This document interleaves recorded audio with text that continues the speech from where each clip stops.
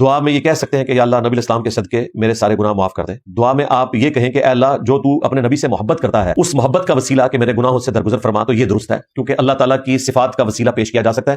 اللہ کا اپنے نبی سے محبت کرنا یہ اللہ کی صفت ہے. باقی نبی الاسلام کا وسیلہ یا کسی صحابی کا وسیلہ پیش کرنا، اس کے بارے میں کوئی صحیح روایت موجود نہیں ہے. بسم اللہ الرحمن الرحیم. مرزا صاحب کہتے ہیں جی رسول اللہ صلی اللہ تعالیٰ علیہ وآلہ وسلم کے وسیلے سے دعا کرنی کسی بھی صحیح سند کے ساتھ کوئی روایت موجود نہیں ہے. چلے ہم قرآن و حدیث سے مرزا صاحب کو دکھاتے ہیں کہ جناب آپ کا مطالعہ بالکل ٹھیک نہیں ہے. آپ ہمیشہ الٹی سیدھی باتیں کرتے ہیں، توڑ جوڑ کے لوگوں کے آگے مسائل پیش کرتے ہیں، جس کی وجہ سے اکثر نیو جنریشن، نئے طالب علم، نئے اسٹوڈنٹس گمراہ ہوتے ہیں. تو سب سے پہلے ہم دیکھتے ہیں قرآن پاک. اللہ تعالیٰ ارشاد فرماتا ہے بسم اللہ الرحمن الرحیم وما ارسلنا من رسول الا لیطاع باذن اللہ ولو انہم اذ ظلموا انفسہم جاؤوک فاستغفروا اللہ واستغفر لهم الرسول لوجدوا اللہ توابا رحیما. اور ہم نے کوئی رسول نہ بھیجا مگر اس لیے کہ اللہ کے حکم سے اس کی اطاعت کی جائے، اور اگر جب وہ اپنی جانوں پر ظلم کریں تو اے محبوب تمہارے حضور حاضر ہوں اور پھر اللہ سے معافی چاہیں اور رسول ان کی شفاعت فرمائے تو ضرور اللہ کو بہت توبہ قبول کرنے والا مہربان پائیں گے. یعنی اللہ تعالیٰ کے ہاں اگر کوئی شفاعت چاہتا ہے، کوئی معافی چاہتا ہے، کوئی بخشش چاہتا ہے تو وہ بھی حضور صلی اللہ تعالیٰ علیہ وسلم کے وسیلے سے دعا کرے، حضور سے دعا کروائے تو اللہ تعالیٰ اس کی بخشش فرمائے گا.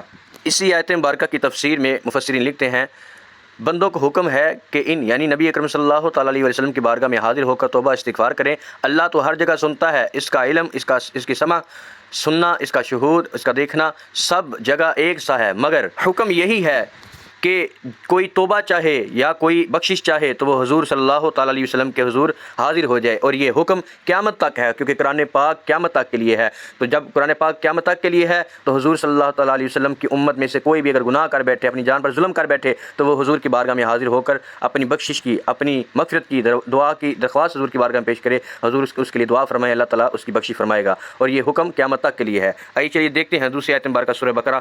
اللہ تعالیٰ ارشاد فرماتا ہے وَلَمَّا جَاءَهُمْ كِتَابٌ مِّنْ عِندِ اللَّهِ مُصَدِّقٌ لِّمَا مَعَهُمْ وَكَانُوا مِن قَبْلُ يَسْتَفْتِحُونَ عَلَى الَّذِينَ كَفَرُوا فَلَمَّا جَاءَهُم مَّا عَرَفُوا كَفَرُوا بِهِ فَلَعْنَةُ اللَّهِ عَلَى الْكَافِرِينَ. سورہ بقرہ آیت نمبر 89.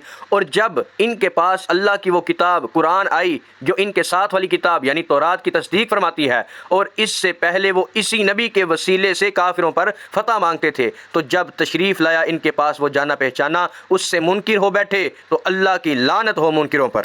اسی آیت مبارکہ کی تفسیر دیکھیے. شان نزول امام الانبیاء صلی اللہ تعالیٰ علیہ وآلہ وسلم کی تشریف آوری اور قرآن کریم کے نزول سے پہلے یہودی اپنی حاجات کے لیے حضور پر نور صلی اللہ تعالیٰ علیہ وآلہ وسلم کے نام پاک کے وسیلے سے دعا کرتے اور کامیاب ہوتے تھے. اور اسی طرح دعا کیا کرتے تھے اللہم افتح علینا وانصرنا بالنبی الامی، یا رب ہمیں نبی امی کے صدقے میں فتح و نصرت عطا فرما. اس آیت میں یہودیوں کو وہ واقعات یاد دلائے جا رہے ہیں کہ پہلے تم ان کے نام کے طفیل دعائیں مانگتے تھے، اب جب وہ نبی تشریف لے آئے تو تم ان کے منکر ہو گئے.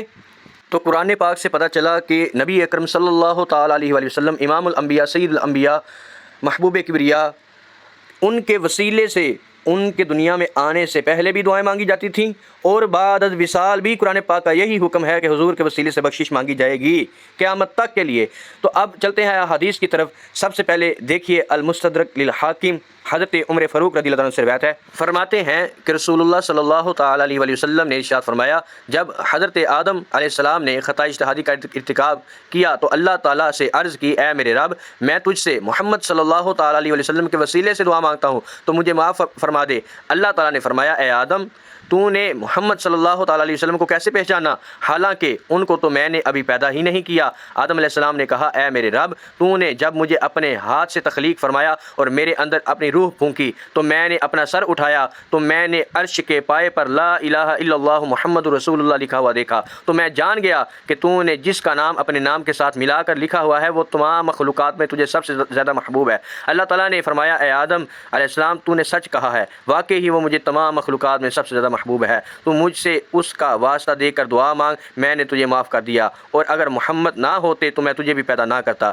امام حاکم فرماتے ہیں یہ حدیث صحیح الاسناد ہے، اور یہ پہلی حدیث ہے جو میں نے عبد الرحمن بن زید بن اسلم کے حوالے سے اس کتاب میں درج فرمائی ہے۔ اب یہ حدیث المستدرک الحاکم میں 4228 نمبر ہے۔ حضرت آدم علیہ السلام نے جب خطۂ اجتہادی کا ارتکاب فرمایا تو اللہ تعالیٰ کی بارگاہ میں نبی اکرم صلی اللہ علیہ وسلم کے وسیلے سے دعا فرمائی۔ اللہ تعالیٰ نے حضرت آدم علیہ السلام کو جیسا اللہ تعالیٰ کی شان اللہ تعالیٰ کی قدرت تھی، اللہ تعالیٰ نے پیدا فرمایا تھا، بعد میں انہوں نے یہ دعا مانگی حضور کے وسیلے سے، تو اللہ تعالیٰ نے ان کی بخشی فرما دی۔ ابھی حضور صلی اللہ تعالیٰ علیہ وسلم کو اللہ تعالیٰ نے ایک تخلیق نہیں فرمایا، یعنی بشری صورت میں تخلیق نہیں فرمایا، اور تب بھی حضور کے وسیلے سے دعا مانگی گئی تو دعا قبول کی گئی۔ اور یہودی بھی حضور صلی اللہ تعالیٰ علیہ وسلم کے وسیلے سے دعائیں مانگتے تھے، ان کی بھی دعائیں قبول ہوتی تھی، ابھی حضور دنیا میں تشریف لے کر آئے نہیں تھے۔ اب چلتے ہیں اگلی حدیث کی طرف۔ سنن ابن ماجہ 1385 نمبر روایت ہے۔ حضرت عثمان بن حنیف رضی اللہ عنہ سے روایت ہے کہ ایک نبینہ آدمی نبی کریم صلی اللہ علیہ وسلم کی خدمت میں حاضر ہوا اور عرض کیا میرے لیے دعا کیجیے کہ اللہ مجھے شفا دے۔ نبی کریم صلی اللہ تعالیٰ علیہ وسلم نے فرمایا اگر تو چاہے تو میں تیرے لیے آخرت کی بھلائی چاہوں اور وہ تیرے لیے بہتر ہے، اور اگر تو چاہے تو میں دعا کر دوں۔ اس نے کہا دعا ہی کر دیجیے۔ نبی کریم صلی اللہ تعالیٰ علیہ وسلم نے اسے حکم دیا کہ وہ خوب اچھی طرح وضو کر کے 2 رکعتیں پڑھے، پھر یہ دعا مانگے اللہم انی اسألک وتوجہ الیک بمحمد النبی الرحمہ یا محمد انی قد توجہت بک الی ربی فی حاجتی ہذہ لتقضی اللہم فشفعہ فیہا۔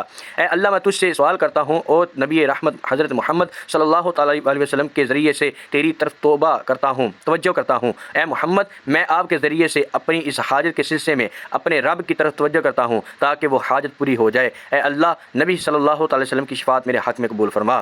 اس حدیث میں تو رسول اللہ صلی اللہ تعالیٰ علیہ وسلم خود اپنی ذات کا وسیلہ اللہ کی بارگاہ میں سکھا رہے ہیں کہ میرے وسیلے سے رب کی بارگاہ میں دعا کر۔ یہی واقعہ امام ترمذی علیہ رحمہ نے بھی 3578 نمبر روایت میں نقل فرمایا ہے۔ یہی واقعہ امام احمد بن حنبل نے مسند احمد بن حنبل میں 17372 نمبر روایت میں ذکر فرمایا، اور ساتھ اسی واقعے کا ایک اور ترک امام طبرانی علیہ رحمہ نے اپنی کتاب السنن الکبریٰ طبرانی میں اور امام بخاری علیہ رحمہ کے استاد مصنف ابن ابی شیبہ نے اپنی کتاب میں ذکر فرمایا۔ اب وہ ترک کیا ہے؟ اسی واقعے کے حوالے سے اس کی سند بھی صحیح ہے۔ ان رجلا کان یختلف الی عثمان بن عفان رضی اللہ عنہ فی حاجت لہ، کہ ایک آدمی جو ہے وہ حضرت عثمان بن عفان رضی اللہ عنہ کے پاس ان کی اپنی یعنی کسی حاجت کے لیے آیا، فکان عثمان لا یلتفت الیہ، تو حضرت عثمان غنی رضی اللہ عنہ نے ان کی طرف یعنی توجہ نہ دی، ولا ینظر فی حاجتہ، نہ ہی ان کی حاجت کی طرف دیکھا۔ فلقی عثمان بن حنیف، یہ وہی حضرت عثمان بن حنیف ہیں جو پچھلی حدیث میں موجود تھے۔ پھر وہ شخص اس نے ملاقات کی حضرت عثمان بن حنیف سے، فشکا ذلک علیہ، تو اس شخص نے اس چیز کی شکایت کی، فقال له عثمان بن حنیف رضی اللہ عنہ، پھر حضرت عثمان بن حنیف رضی اللہ عنہ نے اس شخص سے فرمایا ائتی المبدأ فتودع ثم اتي المسجد فصلى فيه ركعتين، کہ تو وضو کر پھر مسجد میں آ اور 2 رکعتیں پڑھ، ثم قل، پھر کہہ اللہم انی اسألک وتوجہ الیک بنبینا محمد صلی اللہ تعالیٰ علیہ وسلم نبی الرحمہ یا محمد انی اتوجہ بک الی ربک ربی جل وعز وجل۔ پھر وہی دعا حضرت عثمان بن حنیف رضی اللہ عنہ نے اس شخص کو سکھائی تو اس کی حاجت بھی پوری کر دی اللہ تعالیٰ نے۔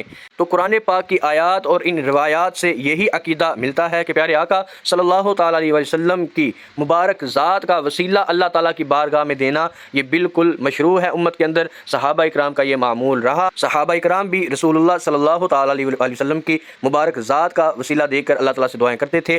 حضرت آدم علیہ السلام سے بھی یہ ثابت ہے، اور پیارے آقا صلی اللہ تعالیٰ علیہ وسلم کی دنیا میں تشریف آوری سے پہلے بھی حضور کے وسیلے سے دعائیں کی جاتی تھی، اور رب نے قرآن میں یہ بھی فرما دیا کہ قیامت تک کے لیے حضور صلی اللہ علیہ وسلم کی بارگاہ میں درخواست عرضیں پیش کریں، حضور آپ کی یعنی جو دعائیں ہوں گی، جو آپ کی معروضات ہوں گی، اللہ کی بارگاہ میں سفارش کریں گے، اللہ تعالیٰ کی بخشی بھی فرمائے گا اور حاجتیں بھی پوری فرمائے گا۔ لہٰذا جو یہ کہتے ہیں کہ کوئی صحیح سند کے ساتھ کوئی روایت موجود نہیں ہے جس میں حضور صلی اللہ علیہ وسلم کی ذات کا وسیلہ پیش کیا گیا ہو، تو ان کا مطالعہ کمزور ہے، وہ ذرا احادیث کو دیکھیں۔